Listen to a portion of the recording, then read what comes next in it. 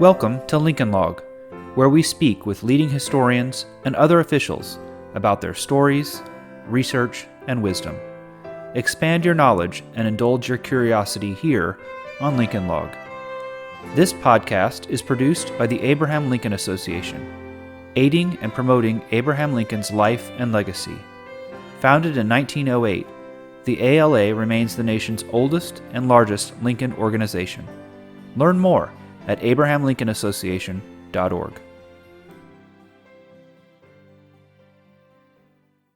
Greetings. I am your host, Joshua Claiborne, and I am pleased to welcome John White to our Lincoln Log podcast.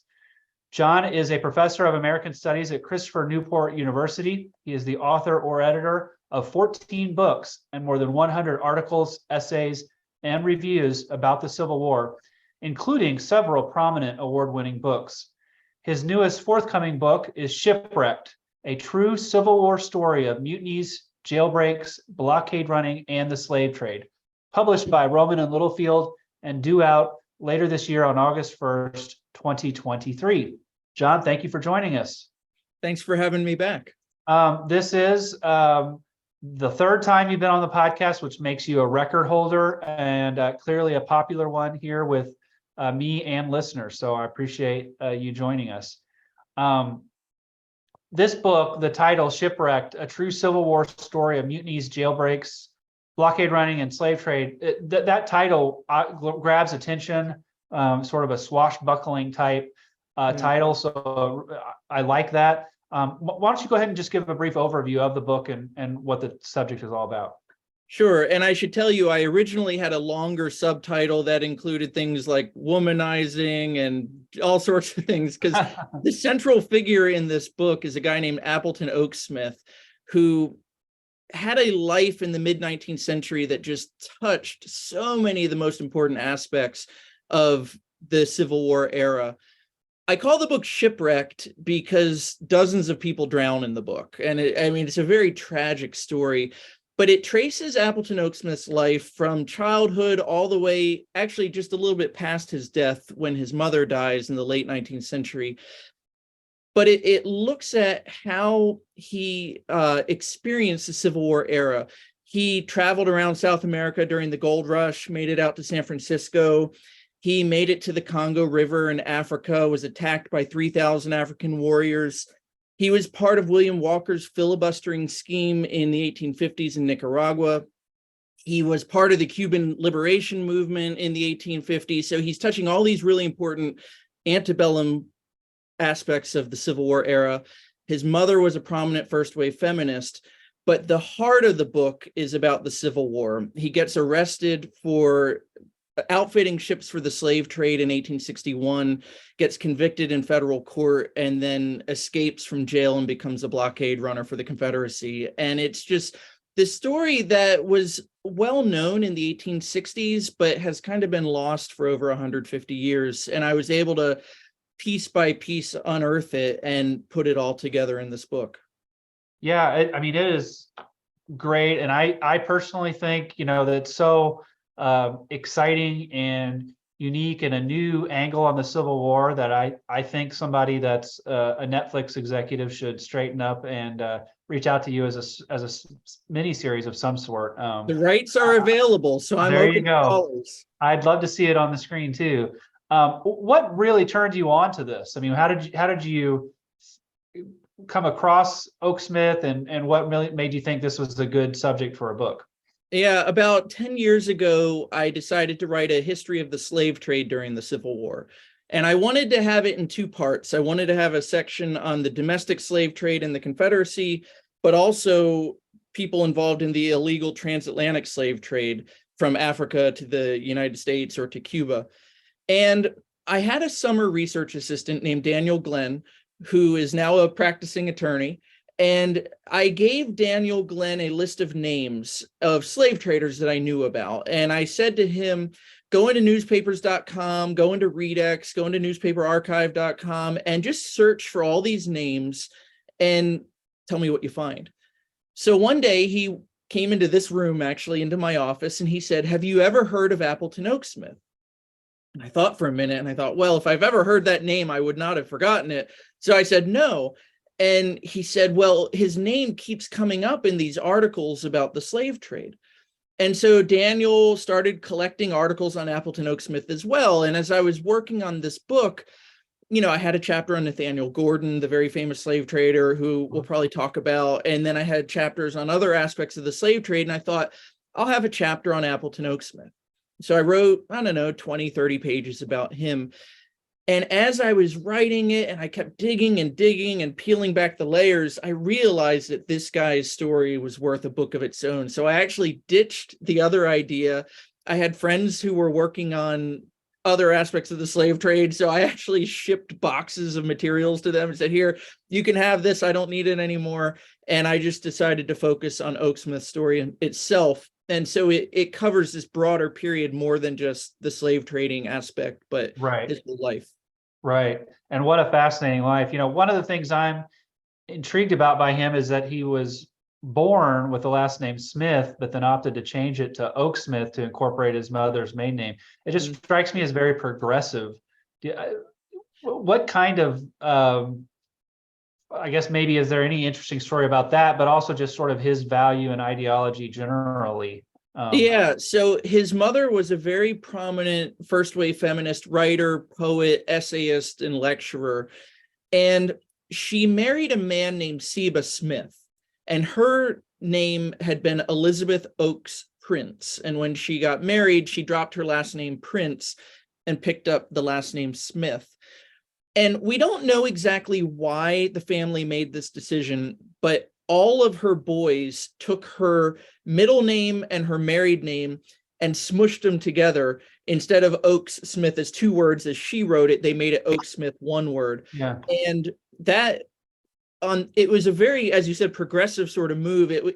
There was probably some aspect to it of she didn't just want to take her husband's last name. She wanted her sons to have this mixture of her name and his, but it also might be that she just thought Smith was too ordinary or boring of a last name. And so New York State changed it legally, and it made the research for the book really easy because, you Google Oaksmith and you're getting this family. They're the only, and there still are a lot of Oaksmiths around today, and they're all descendants of this woman. Wow. Yeah. Fascinating stuff. I guess the Lincoln angle here is several, and you're welcome to dive into that. But someone that jumped out to me was the Lincoln administration tried to kidnap Oaksmith, bring him back in violation of international law. That attempt failed. And then during Lincoln's suspension of habeas corpus, Oaksmith was captured on Fire Island in New York and then indicted for equipping a slave ship. Now, he eventually escaped and went to England, but this brings up two good examples where Lincoln has arguably, and I put arguably in quotations because people will debate this, but bent the law or went around the law for practicality in the midst of war. And this, of course, is one of the primary criticisms that Lincoln receives from Confederate sympathizers or those in the South. Could you talk about those two situations and how you think that reflects on Lincoln and his view of law during the Civil War? Yeah, so Oaksmith gets arrested in 1861, and his arrest is done under the suspension of habeas corpus, the privilege of the writ of habeas corpus. And so when Lincoln suspends habeas corpus, the rationale is that he's doing it as a war measure to help defeat the Confederacy.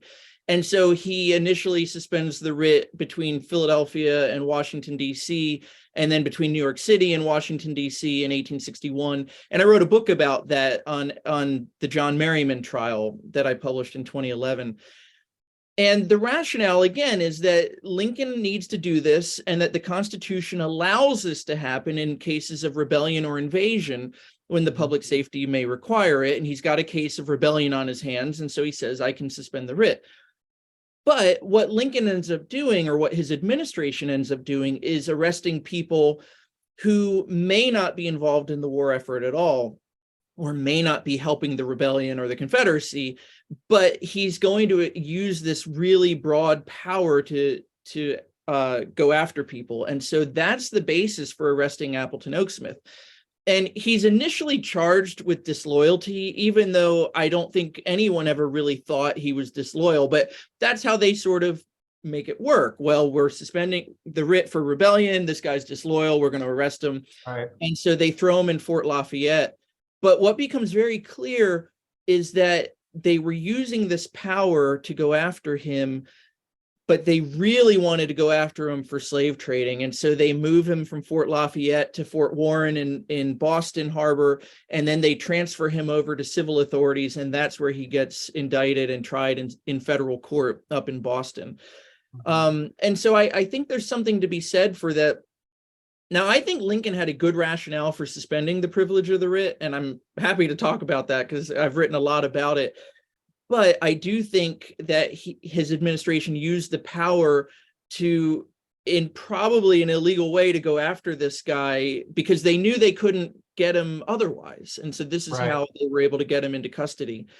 And we can talk about the trial if you want later, but then after his trial, Oaksmith escapes from prison and he's down in Cuba, and federal authorities in Cuba know that he's there. And so they're, the consulate is writing back to Washington, D.C. saying that Oaksmith is here. The problem that the administration had was there was no extradition treaty between Spain and the United States. So they couldn't just go to the Cuban government and say, will you arrest this guy and send him back to the U.S.? Now, at the same time that Oaksmith is in Havana, there's a Cuban slave trader named Jose Augustus Arguelles who escapes from Cuba and is living in Manhattan.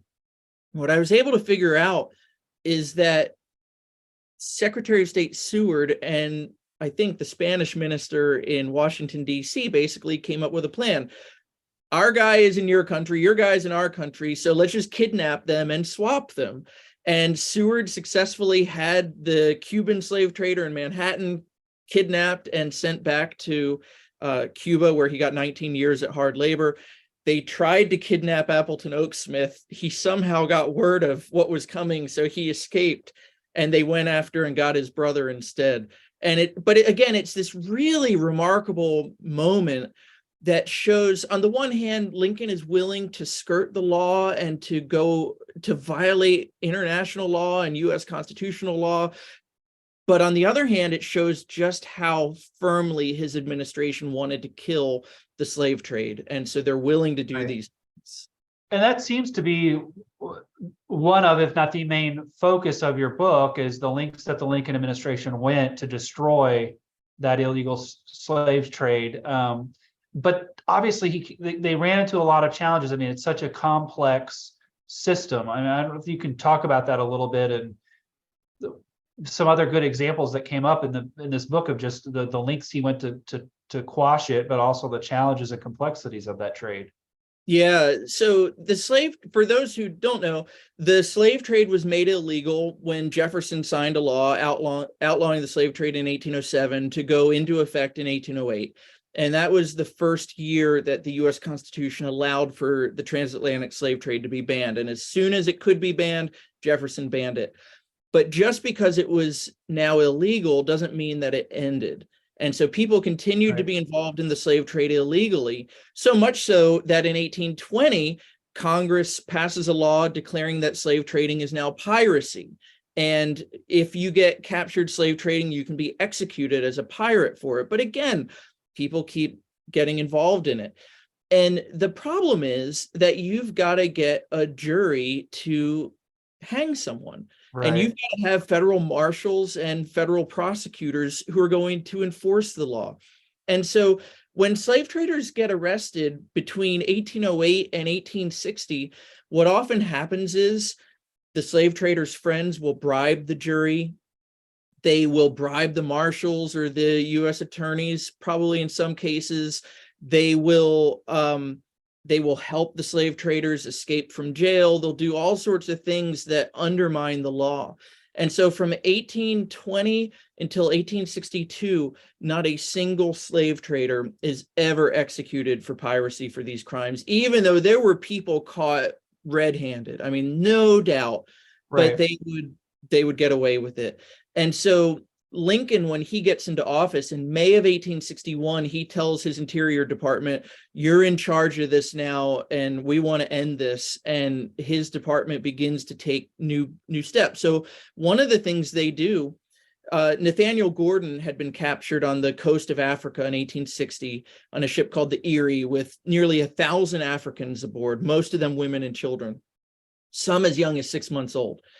And he goes to trial under Buchanan's administration, and he's allowed to walk freely around the streets of New York City, and he has nothing to fear. They offer him a plea deal, and he doesn't take it. Gets to a hung jury. Lincoln takes over, appoints a new attorney, a new marshal. The marshal moves him to basically a maximum security prison in Manhattan called the Tombs. And what the new prosecutor does is he sequesters the jury, so that they cannot be influenced, they cannot be bribed, and that leads to a conviction. So it's those kind of things that Lincoln does to try to bring an end to the slave trade. Right. Well, in the case of Oaksmith, I mean, he always maintained his innocence, as did his mother. I mean, how do you feel about the strength of that argument? So, I mean, does he have a case, and how strong is it? So that's the million-dollar question. And I really struggled with how to present this story. So Oaksmith was not convicted of slave trading. He was convicted of outfitting a ship for the slave trade. And here's the backstory. It's 1861. Oaksmith is flat broke. He starts working for a wealthy man on Long Island who owns a fish oil factory. And Oaksmith and this guy decide, well, we need whale oil for the fish oil factory, so let's go out and buy some boats for it. So Oaksmith starts buying old whaling ships, and that arouses federal suspicions because the whaling industry had tanked at that point. Petroleum had been discovered in Titusville, Pennsylvania in 1859, and so people are moving to petroleum for lighting their lamps and things rather than whale oil. So he's under suspicion. Actually, the people who sell him one of the boats turn him in, like they take the cash and then turn him in. And he winds up getting arrested. And he maintains his innocence the whole time. And in a sense, it's like he was arrested too soon because he wasn't caught red-handed. He was convicted based on what was on the ships rather than what, getting caught like Nathaniel Gordon with slaves on board. As a historian, here's one of the things that's just so tragic for me as a writer. There's a Facebook page about that the Oaksmith family has put together about their history. And so I reached out to them, and one of the descendants claims to have a memoir that he wrote, and she would not let me see it. And I pleaded with her, and I sent email after email. No. Please, I would love to see what he wrote about this after the fact, because I wanted that side of the story. Right. And she just wouldn't let me see it. And so maybe she'll publish it. Well, I mentioned earlier that the Oaksmith name is so unique. And if you Google it, there are a couple things that come up, but one of the most prominent hits you'll get is about slave trading. And I think that there's this sense of their family name is forever connected to a convicted slave trader. And so I think that this particular descendant was just wary of me as a historian coming in saying, I want to tell your family's story. And it made her not want to share that with me. So back to your question, the way I try to present it in the book is, here's the story as it unfolds. And here's the evidence that the prosecutors were presenting that he was guilty, and here are his claims and his mother's claims that he was innocent. And I never actually say he was guilty or not. Right. And some readers might read that and hate that I take that approach, but I felt like that was the best one I could do because I wasn't there, and I don't have I have a lot of his letters where he claims innocence, but I just didn't feel comfortable coming down and saying 100% he was guilty. I think when most people read it, they're going to suspect that they're going to conclude that he was guilty. Not the least of which reason is that his uncle was his lawyer, and they had a major falling out in the 1870s, and his uncle says, and I quote this in the book, you're one of the most dishonest people I've ever known. So Oh, that there sort you of go. thing undermines Oaksmith's credibility. But we'll see what readers and reviewers think as they work their way through the story. And I think it'll be still a satisfying story for people to read, but I think that some people are going to conclude that he was guilty and others are going to conclude that maybe he wasn't.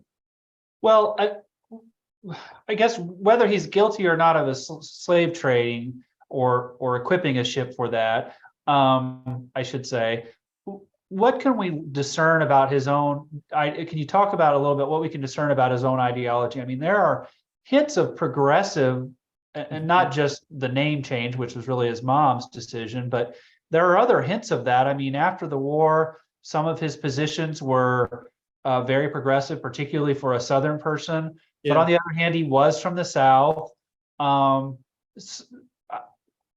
he's originally from Maine. He was born in Portland, and then he lived much of his adult life in New York City or in Brooklyn, which wasn't part of New York City at the time.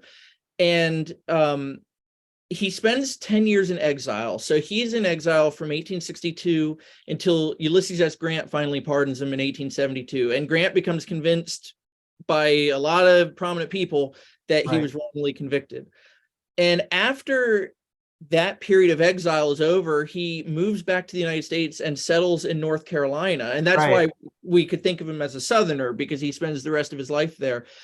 And what's crazy is he gets elected to the North Carolina state legislature as sort of an independent person. I mean, his whole life he had been a Democrat. His mother is really fascinating because she was an antebellum Democrat who admired people like Phyllis Wheatley and the Haitian revolutionaries, and who opposed slavery and was an abolitionist. She was in circles with Horace Greeley and Wendell Phillips and Henry Wadsworth Longfellow and Edgar Allan Poe. Like, she's in all those prominent circles, but she's a Democrat. And so they all moved to North Carolina after the war. He gets elected to the legislature basically as an independent or an independent Democrat. And he supports things like federal civil rights legislation. And in the 1870s, he goes to New York City and participates in a rally at the Cooper Union, which we all know from Lincoln's Cooper Union address. He participates in a rally there, and the main speaker is the Black minister, Henry Highland Garnett. And so I don't fully know how to explain this transformation, but in the post-war period, he is anti-Klan and not entirely for Black equality, but in favor of Black civil rights. And it's really, maybe he's doing penance for his previous sins, or maybe he just had some sort of change of heart. I don't know how to explain it. Right. I mean, yeah, because I was thinking of that. They were Democrats. Now came from generally Northern families, but then he settled in the South. I mean, there was positions on the Klan that he took that were pretty progressive as well. So, yeah, it's a fascinating story. And to your point, I don't know if it's a transformation or not. And man, that memoir he allegedly wrote would have been fascinating. That's a shame they weren't willing to share it. It's interesting, so I did my book on Merriman, and John Merriman's this guy from Baltimore County who gets arrested by the Lincoln administration in May of 1861, thrown in Fort McHenry. And it's the case that leads to this massive collision between Lincoln and Chief Justice Roger Taney. And in the process of writing that book, I met, I don't know, a dozen Merriman descendants, and they come out to my talks. I've spoken at the Merriman home in Baltimore County a bunch of times. It's a country club now. And they love the book, even though it tells this story of this guy who was pro-Confederate and gets arrested and all this stuff. And from their perspective, they just love learning the story. And one of them wrote to me, a great granddaughter of his wrote to me about a month ago and said, "I need to buy 3 copies of your book to give to other relatives. Will you sign them and send them to me?" And I was like, sure, I'd love to. So that family I've really connected with. The Oaksmith family I'm still trying to connect with. And actually, I'll be going to Boston next week to speak about Oaksmith at the American Literature Association. They have an Elizabeth Oaksmith panel, and that's his mother. And one of the great grandchildren is going to be there. And so I'm looking forward to meeting her. She's not the one with the memoir, but I'm looking forward to meeting her. I sent her a copy of the book, so I'm guessing she'll have read it and maybe she'll tell me what she thinks of it next week. I'll be Well, anxious. I hate to be so skeptical, but I guess one of my thoughts is maybe there's something more incriminating in those memoirs that they don't want people to see. So It could be. I don't know if he would have written that down, but it could be. right, that's true. Fair enough. Yeah, fair enough. Fair point. Well, I think we've learned a lot of really fascinating things about Oaksmith, but I'm wondering if there's anything that's particularly surprising or unexpected that you discovered during your research that you haven't shared already, whether it's about him or the slave trade in general. Yeah. So, I mean, we've just scratched the surface of the story. It is one of the most incredible sort of 19th century adventure stories I've ever encountered. And I can't believe it's been hidden for this long. One of the aspects that was so fascinating to me had to do with his love life. I mentioned that I originally had a much longer subtitle. It was probably twice as long. It was a very 19th century title. And, he kept a journal as he was traveling around the Atlantic and Pacific worlds of the women he's sleeping with and the things he's doing. And he winds up in 1857, I think it was 56, 57, meeting a beautiful Italian immigrant in Maine, and within 10 days marries her. And that winds up being such a massive blunder on his part, because they grow to hate each other, and she's got this temper, and she hates his wife hates his mother. And like one of the really fascinating threads throughout the book is like this guy's love life. And while just a quick spoiler for the audience, but hopefully this will kind of pique your interest. While he's in exile in Cuba, he decides to divorce her. And so this will connect to you in Indiana, because this was something I learned that I had no idea about. In the 1850s, Indiana had the most lax divorce laws in the country. And Indiana became a divorce mill where you could get mail-in divorces. And in New York City, you have all these lawyers and other people advertising, need a divorce? We'll get you one in Indiana. And they like forge papers that say you live in Indiana. When you didn't, they get you the divorce, and then you're home free. And so while Oaksmith is in exile in Cuba, he procures a mail-in divorce from Indiana, I think Greene County, Indiana, although don't quote me on that. And he then ends up marrying his cousin in Canada before he goes to England. And what's crazy about that is he has his ex-wife come to England, and he forces her to sign divorce papers. She thought she was coming to reunite with him, and instead he just drops this bomb on her and gets her to sign these divorce papers. And this makes her extraordinarily embittered, understandably so. Right. In 1867, Oaksmith is about to get a pardon from Andrew Johnson, and his ex-wife rushes to the White House, meets with Andrew Johnson, says, "My ex-husband's a scoundrel, don't pardon him." And the irony there is that Andrew Johnson, the guy who pardoned every ex-Confederate, refuses to pardon Appleton Oaksmith. And so, again, the story just has so many incredible twists and turns. That's one of them that I never would have expected. Yeah. I think it was, and I don't want to quote you, I think it was in Adams County, Indiana. That might be it. Yeah, was, if I recall correctly, because I definitely perked up when I came across that too. But yeah, though that's an interesting, I mean, just a fascinating guy. Again, I can't underscore enough. Netflix execs, call Jonathan, get this going. What your research approach to this? I mean, I'm always interested in how authors of the Civil War, of Lincoln, or just generally approach their research. I've said to you before, offline and on this podcast, I always admire your productivity. How do you approach your task, your research and writing, both generally and for this book? I view it as detective work. You find a piece of evidence and you want to find the next piece. And so in the case of this story, I traveled all over the East Coast. UVA has his mother's papers. It is an extraordinary collection. They have her papers because she was a prominent writer, and they collect the papers of prominent writers. New York Public Library has a huge collection of her papers as well. New York Historical Society has some. 3 universities in North Carolina have his papers: East Carolina, UNC, and Duke. Huntington Library, the Folger Shakespeare Library, like all these places I found had letters related to their stories.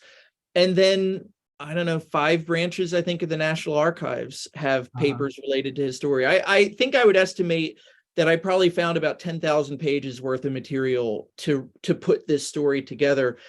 And it was a matter of, you find a letter from one person and then you look for the other side. So, Elizabeth Oaksmith, when she's trying to procure her son's pardon and release from prison, she is a very prominent person. She's writing to all the prominent people she knew. Right. And the received letters are in her papers, often at UVA or New York Public Library. So then I would track down her letters to them. So Orestes Bronson, the prominent Catholic thinker of that era, his letters are in her papers. So then I went to the folks at Notre Dame where his papers are. And I said, hey, can you scan in Elizabeth Oaksmith's letters? And I was able to pull the story together that way. And for me, that's the fun part, is just really working hard to find the piece that you don't have yet, and turning over as many stones as you can to find it. Well, when you go to take all that research then and write, I always find the best history writers are able to balance and mix the need for accurate, in-depth, thorough historic facts with presenting it in an engaging, interesting, dare I say, entertaining way. Yeah. And some folks I find they focus too much on being entertaining and engaging, and then they're either too light or even sloppy on the historical side. And then you have people on the other end of the spectrum, great history, great research, but can't write worth a lick, or it's too dry. I am not only impressed by your productivity, but you thread that needle so very well. How are you able to do that, or what is your approach to making sure you strike that balance? Well, first, thank you for that. That's very kind. I've had some of my mentors and so forth tell me that sometimes I use too many quotes. But I like to use the words of the historical figures themselves and weave them in as seamlessly as I can. I think the best model of that approach is probably James McPherson's For Cause and Comrades, where he tells the story of Civil War soldiers using their words kind of seamlessly in his prose. So that's what I strive for. One of my favorite historians is Joseph J. Ellis, and I have listened to his Pulitzer Prize winning book, Founding Brothers, dozens of times. I have it as an audiobook, and I love listening to just well-crafted prose, and I wish I could write like him. But that's kind of the model I go for, where he tells a really compelling story and he has the points that he wants to make, but he lets the story make the points for him. And so it's not overly analytical, but it is analytical, but the story makes the argument. That's the approach I strive for. I have gotten to the point where I've gotten promoted at CNU and I'm tenured and I can now kind of write the books that I really want to write. And I want to write books that people are going to want to read. And so I want to make an important point. And I think the Oaksmith book makes some really important points, but I want the story to be front and center. Right. I'm a big Beatles fan, and I often think of Paul McCartney's quote where he was criticized for writing sort of these sappy, poppy love songs sometimes in the 70s. And he's like, I like writing things that people want to listen to, and that's what people want to listen to, So anyway, interesting approach there. So, well, let me turn the topic a little bit here. I'm always interested in you as as a guest, as a person, including you. If you could have dinner with any historical figure from the Civil War era, who would it be and why? Well, I'll tell you, it would be Henry Wadsworth Longfellow. Okay. Um, I have been toying with writing a book about Longfellow for a long time. I've actually written over 10,000 words of a book on Longfellow, and I don't know if I'll ever finish it. He had this extraordinary life, one of the most tragic lives you could imagine. I mean, he gets married, his first wife dies basically in childbirth. He falls in love with a woman named Fanny Appleton, who's the daughter of a prominent New England industrialist. Fanny puts him off for 7 years, like, stay away from me, guy, like, won't marry him. Finally, Right. she caves, and they've got this just wonderful companionate marriage. And then in July of 1861, she dies in this tragic fire where she was sealing her children's hair in envelopes and doing it with sealing wax, and the fire fell on her skirt, her hoop skirt. It went up in flames, and she dies. And he was napping in the room next door. He hears her, he runs in, he takes a blanket or a carpet and tries to put it around her to snuff out the flames, and he's too late. And, we think of Longfellow as this guy with this great beard, and he's sort of this great old poet. He grew that beard because his face was so badly scarred from the fire of when he tried to save his wife's life.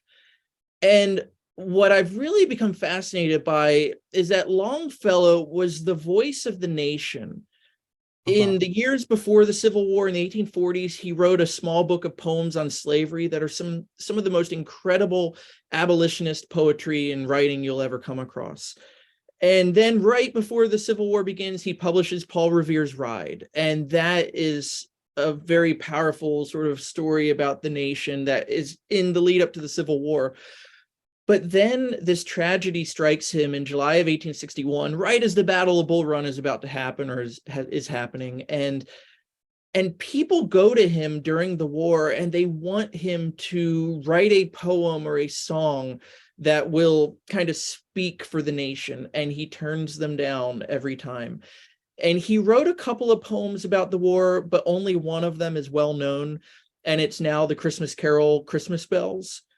And when we sing that song, if you celebrate Christmas, when you sing that song, you only really sing half of it. There are a bunch of verses that are left out that are explicitly about the Civil War. But it's just incredible that through all this tragedy, and then his son runs away and fights and gets almost mortally wounded and is recuperating when Longfellow writes Christmas Bells. And, Longfellow is wrestling with the meaning of the Civil War. And so if I could actually meet anyone, that's who it would be. That's a great answer.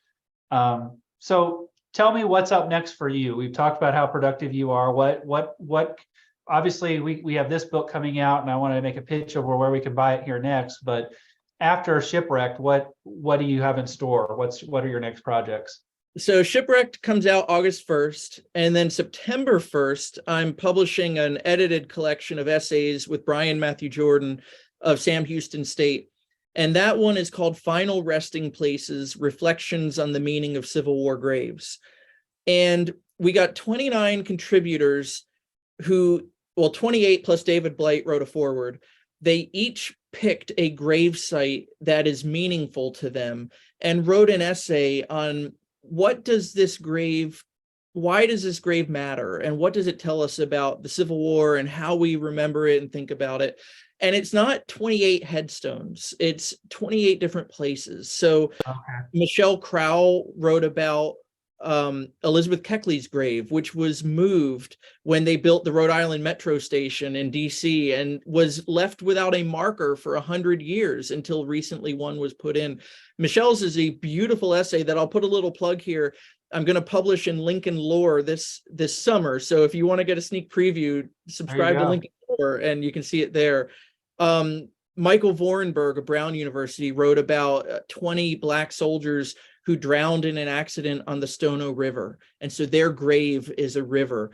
Anna Holloway wrote about the USS Monitor's turret as a grave because they found two skeletal remains in the turret when it was discovered about 20 years ago.